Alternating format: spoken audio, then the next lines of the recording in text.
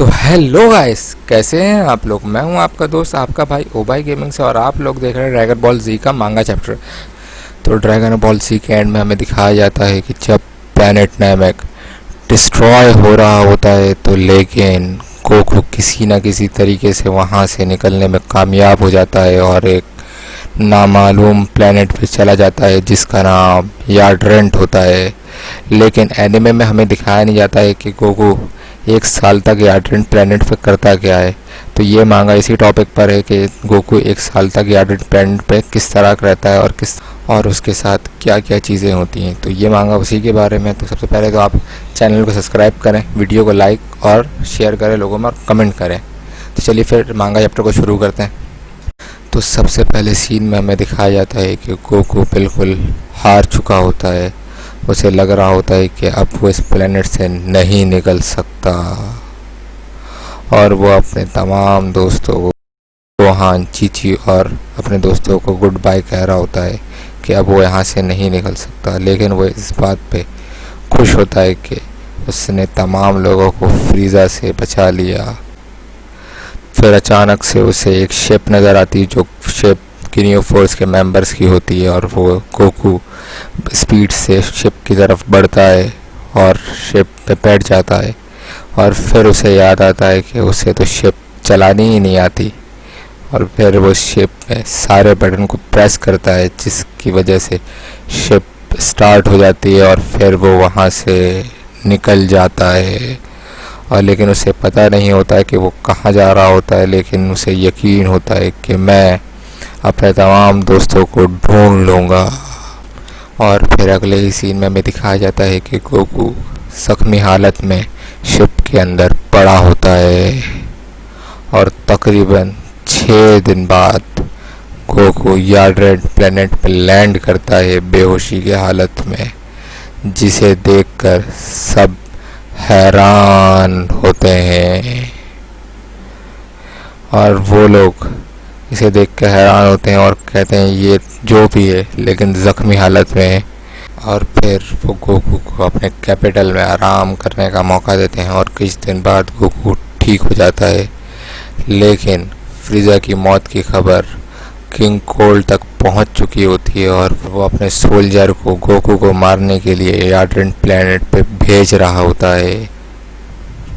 और अगले ही सीन में हमें दिखाया जाता है कि गोकू को प्लैनेट याड्रेंट में मारने के लिए किंग कोल्ड की टीम पहुंच चुकी होती है, और गोकू उनसे पूछता है कि तुम्हें मुझे यहाँ मारने के लिए किसने भेजा। तो शीमा जवाब देती है कि किंग कोल्ड फ्रीज़ा के फादर ने। और ये गोकू सुन के हैरान हो जाता है कि किंग कोल्ड फ्रीज़ा का फादर भी है। तो एक बात मैं आपको बताता चलूँ कि गोकू के साथ ही जो बंदा खड़ा है इसका नाम शोबे है, और ये प्लैनेट याड्रेंट का सोल्जर है जो गोकू का साथ दे रहा है।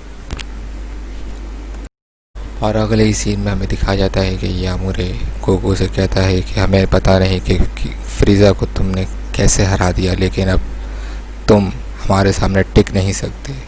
तो इस पर गोकू कहता है कि तुम भी गिनियो फोर्स की तरह बातें करते हो। तो इस बात पर ये चोच वाला बंदा हंसता है और कहता है कि वो गिनियो फोर्स हम उस नौटंकीबाज टीम की तरह नहीं हैं। और इन सब बातों को देखकर शोबे अपने दिल में कहता है कि गोकू इन सब बातों को सुनकर खामोशी से खड़ा कैसे रह सकता है। और फिर इतने में यामुरे गोकू पर अटैक करने के लिए अपनी फुल स्पीड से आगे बढ़ता है। लेकिन अगले ही सीन में हमें दिखाया जाता है कि गोकू अपने एक हाथ से बड़े ही आराम से यामुरे के पंच को रोक देता है और उसे खिंचा के एक मुक्का मारता है। और ये चोच वाला बंदा गोकू की मसरूफियात का फ़ायदा उठा के उस पर गोकू पे पीछे से अटैक करता है, लेकिन गोकू उसे भी एक खिंचा के लात मारता है। और अगले ही सीन में हम देखते हैं कि शोबे शीमा को रोकने के लिए जाता है, लेकिन गोकू उसे रोक देता है और कहता है कि तुम्हारी पावर लेवल उससे बहुत कम है। ये सुनकर शीमा कहती है, सुन लिया तुमने कचरे के डब्बे, हट जाओ यहाँ से, मुझे लड़ने दो इस सय्यन से। और इतने में गोकू स्पीड से शीमा पे अटैक करता है।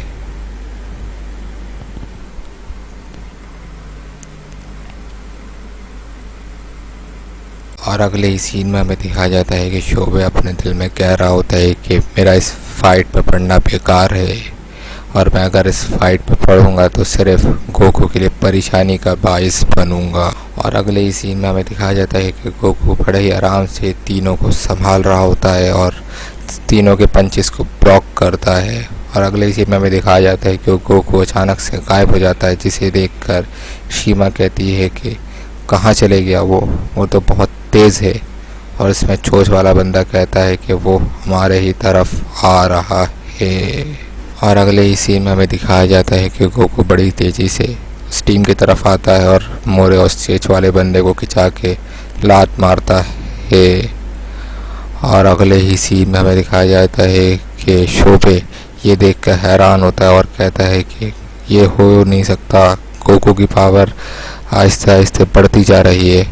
और ये सब देखकर मोरे कहता है कि अब बस बहुत हुआ तुम्हारा, अब मैं दिखाता हूँ कि असली ताकत होती क्या है। और फिर मोरे अपने आप को ट्रांसफॉर्म करता है। तो भाइयों कमेंट में बताओ कि आपको ये ट्रांसफॉर्मेशन कैसे लगा। ये बिल्कुल फ्रीज़र टाइप की ट्रांसफॉर्मेशन है या फिर जो हम अपना गेम खेला करते थे किंग ऑफ फाइटर टाइप, उसमें एक कैरेक्टर हुआ करता था इस तरीके का। प्लीज़ तो चलिए फिर वापस से ड्रैगन बॉल जी के मांगा की तरफ बढ़ते हैं। तो ये आमोरे अपने सेकंड ट्रांसफॉर्मेशन में गोकू पे अटैक करता है और जिसका गोकू पे कोई असर नहीं होता। तो इन सब चीज़ों को देखकर जो चोच वाला बंदा कहता है कि क्या हमें इसकी मदद के लिए जाना चाहिए। तो इस पर शीमा कहती है कि खामोश हो जाओ, मुझे इसको लड़ते हुए देखना है कि ये सेवन बहुत ही कमाल का है। और अगले ही सीन में हमें दिखाया जाता है कि गोकू कायोकेन का इस्तेमाल करता है और फिर बड़े ही तेज़ी से यामोरे के तरफ अटैक के लिए बढ़ता है और फिर उसे खिंचा के लात मारता है। और फिर गोकू यहीं पर नहीं रुकता और फिर उसे एक और लात मारता और फिर अपना अहम अटैक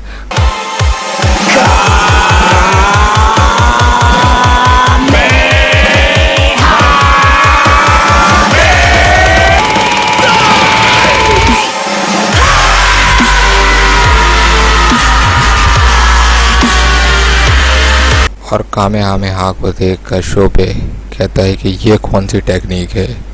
और फिर यहीं पर यामुरे की कहानी ख़त्म हो जाती है और फिर हर तरफ धूल छा जाती है। लेकिन फिर चोच वाला बंदा एक सीटी की साउंड प्रोड्यूस करता है जिसकी वजह से गोकू के सर में दर्द शुरू हो जाता है और फिर वो लड़ाई पे कंसंट्रेट नहीं कर पाता है। और अगले ही सीन में हमें दिखाया जाता है कि गोकू ज़मीन की तरफ गिर रहा होता है और फिर शोबे गोकू की मदद के लिए जाता है, लेकिन गोकू से कहता है कि नहीं, तुम अपने आप को मार लोगे। और अगले ही सीन में हमें दिखाया जाता है कि यामुरे कामेहामेहा से किसी न किसी तरीके से बच जाता है, लेकिन उसकी एक हाथ और दोनों पैर कामेहामेहा से बिल्कुल जल चुके होते हैं। और यामुरे को देखकर शोबे बिल्कुल हैरान होता है। और अगले ही सीन में हमें दिखाया जाता है कि गोकू किसी न किसी तरीके से उठने की कोशिश करता है,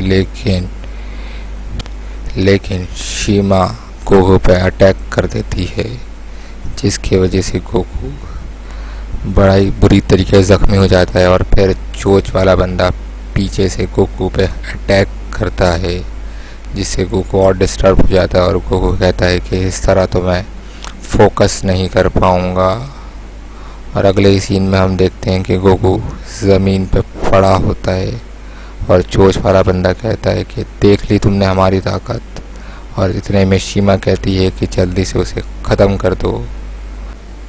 और फिर अगले ही सीन में हम देखते हैं कि गोकू बिल्कुल हार चुका होता है और फिर उसे याद आता है कि इन लोगों ने कितने यार्डेड वासियों को मारा है। और फिर गोकू खड़े होने की कोशिश करता है और फिर उस चोच वाले बंदे के मुंह पे खिंचा के लात मारता है।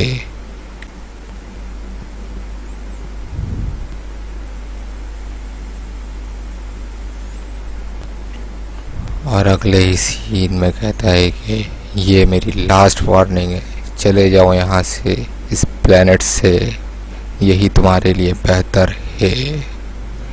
और फिर गोकू उस चोंच वाले बंदे के मुंह पे फिर से एक मुक्का और फिर एक लात मारता है, जिससे वो चोंच वाला बंदा ज़मीन पर गिर जाता है। और वो फिर उसी टेक्निक का इस्तेमाल करता है, लेकिन गोकू कहता है कि हार मान जाओ, अब तुम्हारी इस टेक्निक का मुझ पे कोई असर नहीं होगा। लेकिन इतने पर शीमा गोकू पे अटैक कर देती है, जिससे देखकर गोकू हैरान होता है और ये अटैक बहुत ही तेज़ी से गोकू की तरफ आ रहा होता है। लेकिन गोकू कायोकेन का इस्तेमाल करता है और फिर उस अटैक को शीमा की तरफ ही फेंक देता है, जिसे देखकर सभी लोग हैरान होते हैं। और अगले ही सीन में गोकू कहता है कि अब तुम्हारा काम ख़त्म।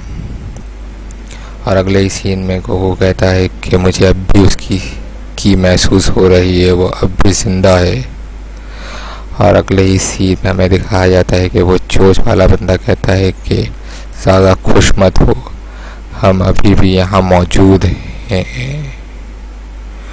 और अगले ही सीन में हम देखते हैं कि शीमा बड़ी मुश्किलों से उस एनर्जी बॉल से बचने की कोशिश कर रही होती है और फिर वो प्लैनेटरी आर्डेंट की तरफ फिर से दोबारा चली जाती है।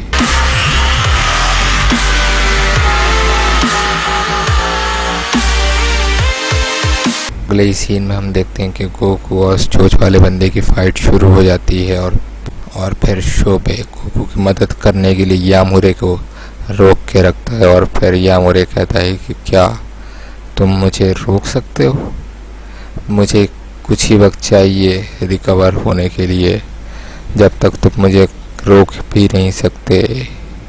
लेकिन शोबे कहता है कि मैं अपनी ज़िंदगी देने के लिए भी तैयार हूँ गोकू और इस प्लेनेट के लिए। और अगले ही सीन में हम देखते हैं कि यामुरे और शोबे की फाइट शुरू हो जाती, जिसमें यामुरे पूरी तरीके से शोबे को डोमिनेट कर रहा होता है। और फिर यामुरे कहता है कि अगर मैं गोकू और इस पूरे प्लेनेट को जितवाना चाहता हूँ कि तो मुझे अपनी सारी टेक्निक को यहाँ इस्तेमाल करना होगा, वरना मैं यहाँ जीत नहीं सकता। और फिर अगले ही सीन में हम देखते हैं कि शोबे भी उस चोंच वाले बंदे की तरह अटैक करता है कि जिससे यामुरे हिल भी नहीं पाता। और अगले ही सीन में हम देखते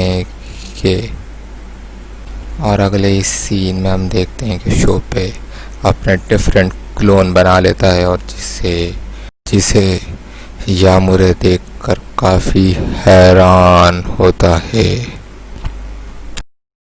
और तो यहीं पर हमारा ड्रैगन बॉल जी का मांगा चैप्टर ख़त्म होता है। तो फिर यार आप लोगों से गुजारिश है यार, लाइक करो, वीडियो शेयर करो और कमेंट करो और चैनल को सब्सक्राइब करो यार। बड़ी मेहनत लगती है यार वीडियो बनाने के लिए। और फिर इस मांगा चैप्टर का नेक्स्ट पार्ट मैं बहुत जल्द लेकर आऊँगा।